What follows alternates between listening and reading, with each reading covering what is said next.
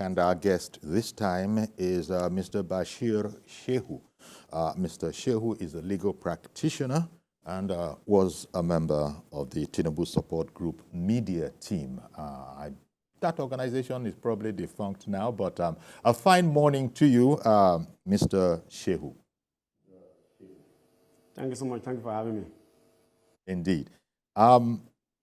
Let's talk about the EFCC from a point of view of, I imagine, a reorganization that's going to be going on in there, by which I mean that we have a new EFCC executive chair recently appointed and approved by the Senate, by the President, and that's in the person of Mr. Olukoyede. Now, he's a lawyer like your very good self. This is a break from the tradition in the past.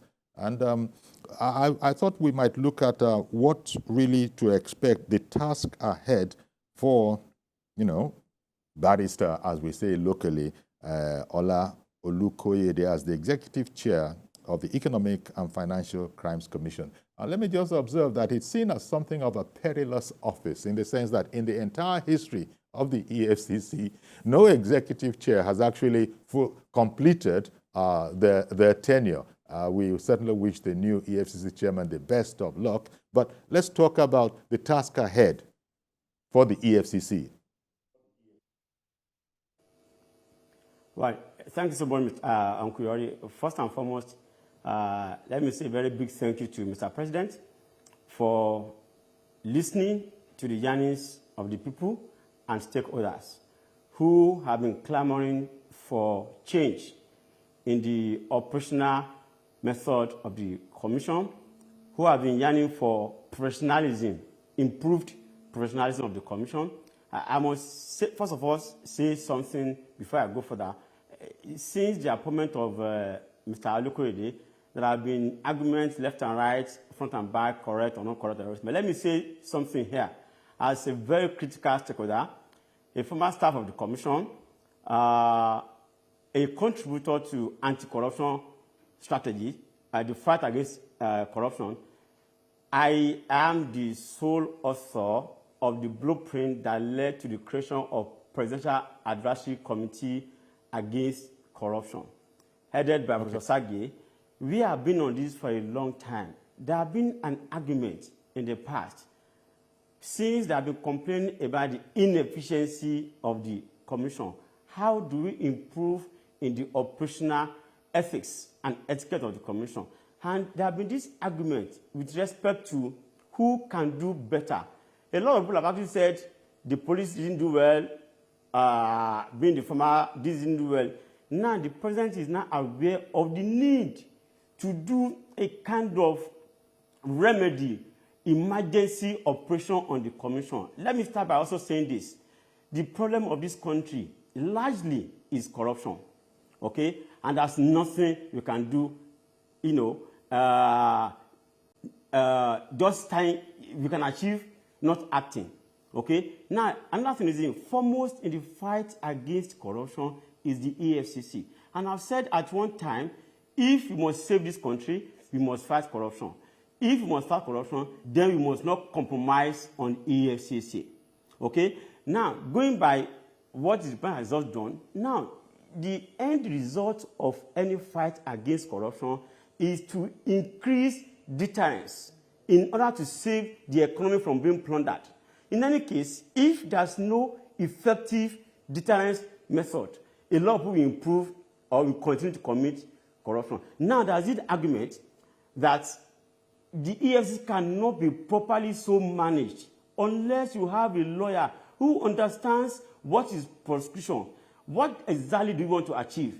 Are we just here to make noise, EFCC, or we are here to get results? Okay? A lot of government money is in the hands of so many people, stashed away. What do we need to do? Now, what the president has just done is to appoint somebody who have a basic understanding of what EFCC requires.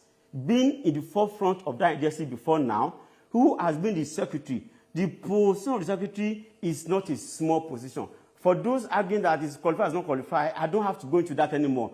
It has been done, and the gentleman has been confirmed, well so confirmed. Now, the task ahead, let me split this into two. I will say both internal task and external task. And I'm going to say this without mincing word. Okay? You cannot conduct an operation on the outside if you don't take care of the inside problem. Let me say this to you today, my brother. There's a lot of internal problems that the gentleman must be ready to solve. Unless this is solved, we can't get to anywhere. There have been complaints of staff placements, okay, over placement, under placement of some people. There have been complaints of some particular set of professionals in the commission. I'm talking about the lawyers who have been, downgraded and relatively forgotten. They have not been given the right place of their placement. You cannot achieve anything unless you have the internal arrangement that's actually in line with ethics. Let me give an example, okay? I don't know of anywhere else. I must say this before I go further. The gentleman, Mr. Olukoyede, has his job cut out for him unless he, is ready to face the reality without minding whose us is God. We can't achieve anything. And I pray that he has that guts to do the right thing. I have no doubt about it that he can do exactly what needs to be done. For instance, something happened very recently, something very, very bad, very recently. And I must say this so that they will know exactly why Mr. President appointed Olukoyede as a lawyer who understands better what an administration and prosecution should look like. Let me tell you one thing. EFCC should be intelligence-driven, okay, so that it will be operationally effective and prosecutorially efficient. If you don't do that, you cannot go anywhere. Let me give an example of something that happened last year, something very bad, okay? We have a decision in public service roles I have never seen anywhere where a junior will become the boss of a senior, a level 13, adding a level 15 in the same agency. How do you want such agency to operate in an effective way? There have been imbalance in, cadre placement. These are the tasks I have for the chairman. For him, he has to make sure that he do internal surgery. Okay, it is an aberration. Let me also tell you one thing. Just last year, recruitment was done. People were employed. They were sent to training school. In that training school, okay, after about 6 months, about 50 lawyers who were there in the training, who were supposed to be cadet officers, were removed from training, while others continue. Let me tell you why. Somebody was in charge that time, think lawyers shouldn't be properly trained as operative. So if we do them, now the sentiment now is that they are half operative. This is the danger. There have been this unfortunate dichotomy of the operative and the prosecutors, the lawyers and the operative. It is not allowing the commission to move further. And I've said it times that number, that EFCC is not a job for the boys' place. EFCC, you are not coming to EFCC to work and to look for a job. You are coming to EFCC to serve, like police, like DSS, like NDLA. So if you look at what has happened to EFCC in recent times, you will notice that it has actually virtually lost its focus. And this is why you see the sister agencies, like DSS, like police, like NDLA, now reactivating their anti-corruption department because the EFCC is not forthcoming. So these are the things that the new chairman must actually look into and regain and bring back the glory, the honor, the confidence that Nigerians have in EFCC. We cannot afford to continue like this. And I've said this times with that number. We cannot continue like this. Sorry to butt in a bit. Beyond the glory and the honor, all of which might have their place, most importantly, I think Nigerians just want the EFCC to be efficient, fearlessly efficient, but fair as well. And when you were saying earlier that Mr. Olukoyede, has a basic understanding, actually, you're the expert here. I thought he has more than a basic understanding because we understand, well, apart from him being a lawyer, which you've spoken about, he's also a regulatory compliance consultant and a specialist in fraud management and corporate intelligence. It means, from the point of view of those of us on the outside there, that you're going to, very little is going to get past him, especially that whole bit about him being a specialist in fraud management and corporate intelligence, apart from him being a regulatory compliance consultant. And then you throw on top of that the fact that he's a seasoned lawyer of more than a couple of decades. Now, as you know, they say that when you fight corruption, corruption is going to fight you back. It's going to push back. I would just sort of seek your, what do you think as to, you said Mr. Olukoyede's work has been cut out for him.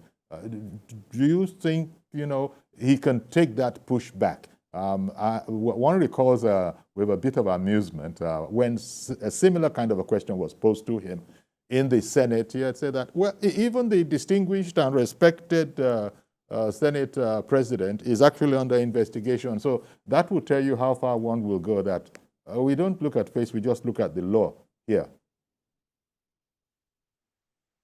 Let me also say this. When I use the word basic, I'm not saying that on the lower term. I'm not saying the chairman just has a no, not exactly. I'm saying that he has a full understanding of the commission, and nobody can say anything about his qualification. Nobody can say anything negative to that. He's fully qualified, he's fully competent, and he can achieve the whole lot for that commission. And I tell you, this is the first time you'll be having, okay, let me say this to you. I don't know if anybody actually thought about this, that Mr. President is fighting and declaring a war, probably an emergency against the fight against corruption. Let me tell you why. This is the first time in the history of this country since the two principal agencies were created, the ICPC and EFCC, that will have two practicing learned lawyers. There's a reason for that. And let me tell you the reason. EFCC and ICPC, as it were, they are both supposed to be prosecution agencies. They need the expertise of grounded lawyers who can actually do exactly what needs to be done. And this is the reason. So Mr. Olukoyede is definitely in tune, very, very well qualified, well prepared to lead the agencies. And I'm very, very certain, that he's going to do the right thing for the commission to move forward. Now, having said that, on the issue of the method, the investigation with respect to what the Senate President said, this is why, if you listen to the chairman's screening before the Senate, he said EFCC will be tech-driven. In this 21st century, you cannot engage in, 19th century operation models and expect to get results. That's the need for you to improve the use of technology in fighting corruption. Okay? The bottom line is that we are not fighting corruption for the purpose of just making noise. You want to do it because you want to reduce the rate of the crime in the society so that you can save the economy from plundering. Okay? Now, if you listen to what he said, he mentioned the use of tech. Let me give an example. I'm very sure there's a talk going on with the need to, improve the way Nigerian money is even spent. And I can tell you, let me give an example of a possibility, okay, of what technology can do to improve the fight against corruption. The fight against corruption should not always be investigation, anything. Why are we not using preventive method? Okay, the best way to use preventive method is this. For instance, Nigerian budget is 20,000 naira.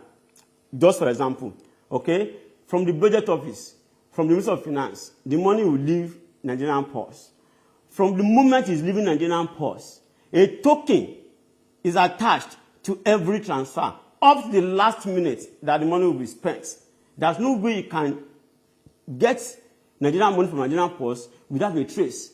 In any case, when such money is to be diverted, a red flag is raised to prevent such. It will save government a lot of resources in investigation, when you engage in preventive method. So the bottom line is that we cannot continue to do things the same way and expect different results. We need to focus on what needs to be done. And I want us to give the government, the administration, the right opportunity for the right policy to be implemented so that we can get the right results. Indeed. And just in line with what you are saying, it goes back to one of the things you sort of know about the new chair of EFCC, Olukoyede.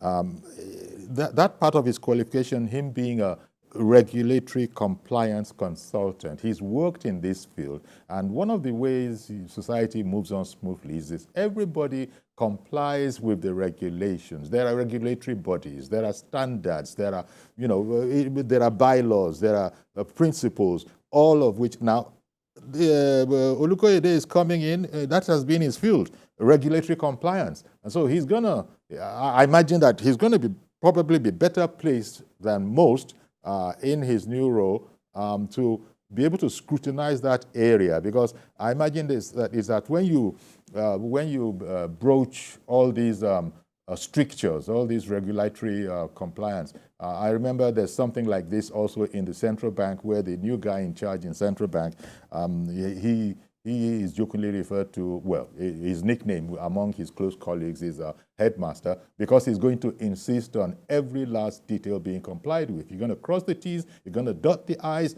otherwise something is likely to go wrong. Well, now, Olukoyede coming in now, and the guy's whole field, in addition to whatever other qualification he has, is that he's been a consultant in that area, and also is a specialist in fraud management and corporate intelligence. You spoke about the role of technology in all of that. So it looks like this is it's going to be an exciting time for, the war against corruption. Maybe you can actually nip it very much in the bud, from this whole matter about ensuring that regulatory compliance is not messed with. The rules of ethics, okay? In any organization, okay, there are rules which must be complied with. The basic problem we have always had is simply because we refuse to enforce those compliance. Or when we do it so biasly. When we do it so with such an imbalanced favoritism, okay? When we do it because we apply one to one and we don't apply one to the other. Let me give an example. I have to say this. Every organization has a role, okay? There are staff regulations, okay? You cannot, I repeat, you cannot solve the external problem unless you solve the internal problem, okay? There are rules in every agency. How do you do your things? What are the steps you should take in doing your things? But do people comply with those rules? That is part of the challenge. No, they don't. Exactly. And let me give you an example. One moment. Let me bring in, I'm sorry to interrupt you. Let me bring in David, who has called in from Mowe. Sorry to interrupt you. Good morning, Mr. David in Mowe. Yeah, thank you very much. I just want to make a comment on, the current, situation in our country. When the president, took over, there was an emergency on food security. I think the situation has now warranted an emergency on the security situation. And I think it is not only the duty of the military alone, but the National Assembly also has to take back. Let me give the reason why. Now, these kidnappers, any one of them that is arrested, they are sent to the usual court. It could take about 6 months, for instance, for a decision to be taken. Why can't there be a situation in which, if the kidnappers knows that if they are caught, for instance, if the last day, there will be deterrent. I can assure you that 50% of these situations, we cease. If there's a special court to try, all these people, I think, we should look into that. Indeed. And it is the duty of the National Assembly or the President first to declare a National Assembly and national security. To declare an emergency. Then two, I think, the issue of, the law has to be looked into, especially, from the National Assembly. Let them institute a law in which, there will be deterrent for all this thing that is happening. All right. Thank you very much. Thank you very much, David, calling in from Mowe there. Okay, we're going back to the same thing. And, Mr. Shehu, we have just a little time left. But sometimes this whole matter about nipping a problem in the bud, and this is where the regulatory compliance expertise of the incumbent chair, as well as his specialization in fraud management and corporate intelligence, is going to come into very good, stand him in very good stead, because people have wanted to see more prosecutions from the EFCC. Now, a lawyer at the helm, in addition to him being very, very close to the operations of a body like that, surely should help, along the lines of what Mr. David was saying, that prosecutions is what people want. Well, I don't know if you remember, if you watched the screen of the Honorable Minister of Justice and Attorney General of the Federation, he said one thing in that screen, that he is going to unbundle the anti-corruption agencies. When he said that, he was particular about how do they change the operational tactics. He particularly said one thing. The Honorable Minister said, the time that you make arrests and do all the media investigation without even having the evidence, he's gone. Unless you get your facts right, you just go to the streets and arrest anybody, try them on the media. We don't want such to repeat itself again. If you don't have your evidence, don't go anywhere. If you have, do the right prosecution. And another thing is this. If you are giving your job to anybody, okay, to do, you must give it to those that actually know the job. Okay? This is why I'm so happy that a properly trained lawyer, a seasoned compliance expert, is coming into play as the chairman of that commission. He is going to do the right thing that agency needs at this material time. Because let me tell you the truth, at this point in time, this is the best time that we can remedy the dueling fortune in court of the EFCC. Otherwise, we're having problems. There's serious operational lapses on the part of the EFCC before now. And moving forward, we need to do the right thing to ensure that the right operational modus is employed in doing the work. If you want to prosecute when you have your evidence. Okay? Don't arrest and start doing investigation after arrest when you don't have any fact. It doesn't speak well of the agency. The media, let me also tell you one thing that is very germane. I have to say this here, very important. Okay? Very briefly, one of the internal problems, almost run out of time. Go ahead, but very briefly. Problem that the chairman, one of the internal problems that the chairman must be ready to face, and this is it. The time that somebody that is far below the rank of other staff will be ahead of them should be gone. The time that somebody will move from level 13 to 17 without adverts, no exam, no anything, will be promoted while others are not promoted, should be gone. There should be justice, fairness, equity in EFCC. That's the best way to go for now.